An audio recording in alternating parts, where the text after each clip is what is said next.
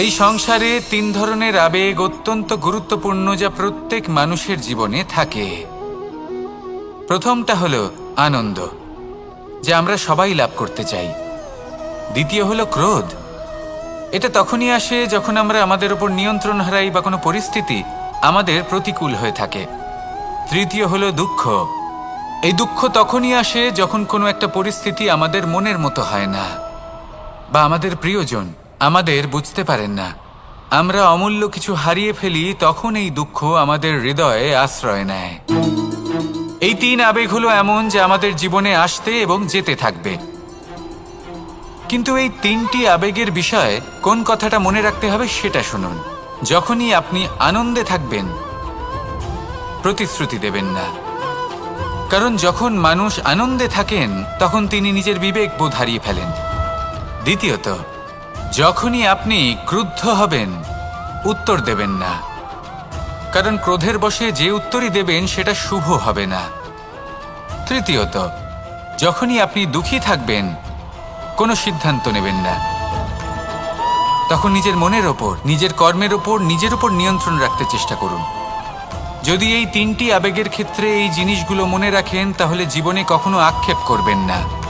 আসুন আমার সাথে ভালোবেসে বলুন, রাধা রাধা। সংসারে দুই ধরনের পথ হয়, উচিত পথ আর অনুচিত পথ। একটা শুভর দিকে নিয়ে যায় আর একটা অশুভর দিকে নিয়ে যায়। অনেক সময় অজ্ঞানতাবশত জীবনে আমরা সেই পথ নির্বাচন করে নিই যা আসলে অনুচিত। তারপর নিজেকে আশ্বস্তও করে ফেলি যে এই পথেই চলতে হবে, এখান থেকে ফেরার পথ নেই। কিন্তু যদি সত্যি বলি, তাহলে এটা শুধুই আপনার ভ্রম। আপনার মধ্যে শুধুমাত্র একটু দৃঢ়তার অভাব আছে। তা জাগ্রত করুন আর বাড়িয়ে তুলুন। আপনি দেখবেন এই সংসারে এমন কোনো পথ নেই যেখান থেকে ফিরে আসা সম্ভব নয়। এমন কোনো মানসিকতা নেই যা বদলানো সম্ভব নয়। যদি আজ এই মুহূর্তে আপনার মনে হয়ে থাকে যে আপনি কোনো অনুচিত পথে আছেন আর আপনি কোনো শুভ পথে যেতে চান, তাহলে ওখান থেকে ঘুরুন আর ফিরে আসুন। আবার সেই মোড়ে ফিরে আসুন আর সেই পথ নির্বাচন করুন যা আপনার জন্য শুভ। একটু সময় অবশ্যই লাগবে, কিন্তু নিশ্চিত রূপে আপনার উদ্দেশ্য এবং আপনার গন্তব্য এই দুই অনেক শ্রেষ্ঠ হয়ে উঠবে। তাহলে আসুন আর আমার সাথে ভালোবেসে বলুন, রাধা রাধা। কিছু মানুষ চিরকাল দুঃখে থাকেন, বলেন যে দূরত্বের কারণে ওনাদের ভালোবাসা সমাপ্ত হয়ে গেছে। এমনও কিছু মানুষ আছেন যারা বলেন যে দূরত্বের জন্য ভালোবাসা বৃদ্ধি পায়। কেউ বলেন কাছাকাছি এলে ভালোবাসা বৃদ্ধি পায়। কিন্তু আসল সত্য হলো এটাই যে দূরত্ব ভালোবাসা পরিমাপ করার কোনো মাপদণ্ডই নয়।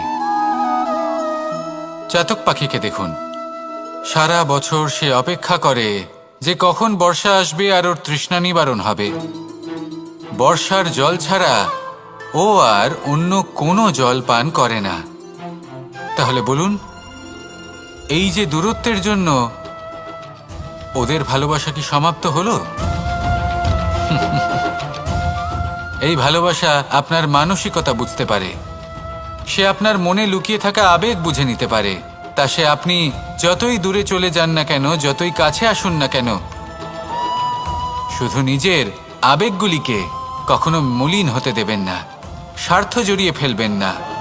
প্রেমকে পবিত্র করে তুলুন। এই প্রেম ক্রমাগত বৃদ্ধি পাবে। আসুন আর এই ভালোবাসার সাথে বলুন, রাধা রাধা। অন্ধকারাচ্ছন্ন রাত্রি যদি এসে থাকে, তাহলে আলোকিত প্রকাশ নিয়ে সূর্যও অবশ্যই আসে। রোগ যদি এসে থাকে, তাহলে তার ওষুধও অবশ্যই আসে। সমস্যা যদি আসে, তাহলে সেই সমস্যার সমাধানও নিজে থেকেই আমাদের কাছে চলেই আসে। এই সংসার, এই জীবনের শুধুমাত্র একটাই নিয়ম আছে, আর তা হলো এটাই, এই সংসার হলো একটা চক্রের মতো। এতে শাশ্বত বলে কিছু নেই, নিত্য বলে কিছু নেই। আর যা কিছুই রয়েছে সব বদলাতে চলেছে। যদি আপনার জীবনে দুঃখ থাকে, সমস্যা থাকে, যদি আপনি বিপদ দ্বারা আচ্ছন্ন, তাহলে মনে রাখবেন সবকিছু বদলে যেতে চলেছে। দুঃখের সময় কাঁদবেন না, মনকে আরো দুঃখী করে তুলবেন না, কারণ এখানে যা কিছুই এসেছে তা যাওয়ার জন্যই এসেছে। তাহলে এত চিন্তা কিসের? আনন্দ সহকারে জীবনযাপন করুন আর আমার সাথে ভালোবেসে বলুন, রাধা রাধা। এই জীবনে আমাদের দুজন সঙ্গী, এক হলো অন্ধকার আর এক হলো প্রকাশ। এবার যখন এই অন্ধকারে আমরা প্রদীপ জ্বালাই, সেই প্রকাশের জন্য অন্ধকার আমাদের উপর রুষ্ট হয়ে চলে যায়। এবার যদি অন্ধকারকে খুশি করতে যাও, তাহলে প্রকাশ আমাদের উপর রুষ্ট হয়ে চলে যায়। এ হলো ঠিক সেই পরিস্থিতি যে আমাদের দুই বন্ধু, তাদের মধ্যে সদ্ভাব নেই। যদি কোনো একজনের মান ভাঙাতে বা খুশি করতে যাও, তাহলে দ্বিতীয়জন অবশ্যই রুষ্ট হয়। সেই অবস্থায় আপনাকে বোঝদারের মতো কাজ করতে হবে, যে কখন কাকে সমর্থন করতে হবে, কখন কার সাথে চলতে হবে।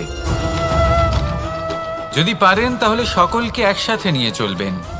যদি কোনো মানুষের মধ্যে বনিবনা না হয়, তাহলে তাদের মধ্যে সামঞ্জস্য বজায় রেখে সংসারের রীতিনীতির চক্র চালিত করা, এটাই তো হলো মনুষ্য জীবন। এবার এটা কিভাবে করা সম্ভব? শুধুমাত্র প্রেমের দ্বারা। তাহলে এইভাবেই সবাইকে প্রেমের দ্বারা বেঁধে রাখুন আর আমার সাথে ভালোবেসে বলুন, রাধা রাধা। এই সংসারে ভিন্ন ভিন্ন ধরনের গাছ আছে, অসংখ্য ধরনের প্রজাতি আছে। কিছু গাছ পাতা দিয়ে থাকে, কিছু ফুল, কিছু ফল। কেউ ছায়া প্রদান করে, কেউ শীতলতা প্রদান করে, কেউ নিজেকে খুব কষ্ট দিয়ে এই সংসারের বিকাশে সহায়ক হয়ে ওঠে। কিন্তু এই সবার মধ্যে একটা বিষয় কিন্তু সমান, এরা প্রত্যেকেই পাতা ছাড়া, ফুল ছাড়া, ফল ছাড়া জীবিত থাকতেই পারে, কিন্তু কোনো বৃক্ষই শিকড় ছাড়া বেঁচে থাকতেই পারে না। এটাই হলো রাধার। ঠিক সেইভাবেই আমাদের জীবনে শক্তি হোক, ধন হোক বা সাফল্য হোক, আমাদের বা আমাদের পরিবারের প্রসন্নতাই হোক, এই সব কিছুর আধার হলো, সব কিছুর মূল হলো পরিশ্রম। তাই জীবনে চিরকাল পরিশ্রম করতে থাকুন। যদি আপনি জীবনে মহান হবার পথে অগ্রসর হতে চান, তাহলে পরিশ্রম করুন। এই পরিশ্রম দ্বারাই নিজের পরিবারকে প্রসন্ন করুন, নিজের বন্ধুদের প্রসন্ন করুন, এই সমাজকে গর্বিত করুন। আসুন আমার সাথে ভালোবেসে বলুন, রাধা রাধা। বাসাংসি জীর্ণানি যথা বিহার, নবানি গ্রহাতি নরোপরানি, তথা শরীরানি বিহায় জীর্ণা,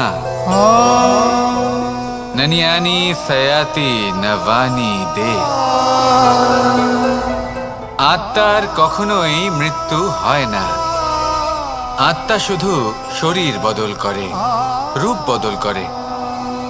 আর যেখানে আত্মার মৃত্যু হতে পারে না, সেখানে প্রেম কিভাবে সমাপ্ত হতে পারে?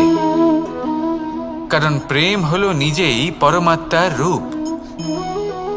কখনো সে সীতার খোঁজে বনে বনে ছুটে বেরিয়েছে, কখনো সে রাধার প্রেমে বনকে বৃন্দাবন রূপে সাজিয়ে তুলেছে, কখনো সে কানাই রূপে গোকুলবাসীদের মন জয় করে নিয়েছে, আবার কখনো সে মাখন চোর নন্দলালের রূপে সবার মনে ভালোবাসার স্রোত বইয়েছে।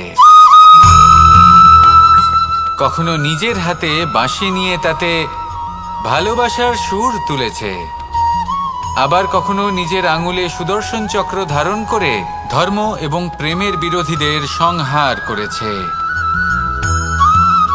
কখনো সে যশোদানন্দন হয়ে গোকুলে অনেক লীলা করে বেরিয়েছে, আবার কখনো দেবকী নন্দন রূপে কংসের লীলার পরিসমাপ্তি ঘটিয়েছে। কখনো যুদ্ধ বিমুখ হয়ে প্রজাদের রক্ষা করেছে, আবার কখনো ধর্ম রক্ষার জন্য সে যুদ্ধে অবতীর্ণ হয়েছে সারথীর রূপে, এবং এই সংসারকে গীতার জ্ঞান প্রদান করেছে। এই ভালোবাসা নয় তো কি, যে গোলকে নিজের রাধাকে হারানোর পরে নিজেও পৃথিবীতে অবতীর্ণ হয়েছে এই সংসারকে প্রেমের শিক্ষা দিতে। এ প্রেম ছাড়া আর কি, যে বৈকুণ্ঠে নিজের লক্ষ্মীকে হারিয়ে সেই সংসারে শ্রীনিবাসের রূপে এসেছে, এই সংসারে নিজের ভালোবাসাকে পেতে এসেছে। এই প্রেম হলো অনন্ত, এর যাত্রা হলো অনন্ত, এবং এই প্রেম যার যাত্রার কোনো অন্ত নেই আর যার প্রভাব হলো সুগভীর, সেই পরমাত্মারূপী প্রেমকে এই প্রেম দূতের প্রণাম। আসুন আর আমার সাথে ভালোবেসে বলুন, রাধা রাধা। এই সংসারে সবাই বলেন, আমি অর্জুনের মতো হয়ে উঠতে চাই। সবাই চায় যে তারাও যেন অর্জুনের মতো গান্ডীব লাভ করে।